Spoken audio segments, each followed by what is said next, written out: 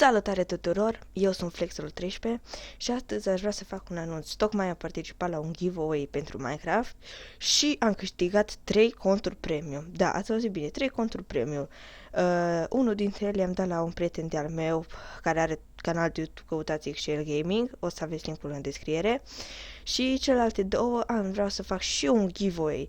Tot ce trebuie să faceți este să dați subscribe la channel și să lăsați un comentariu cu particip. Simplu, în 2 săptămâni, maxim 3, o să alegem câștigătorul prin random.org și cam atât.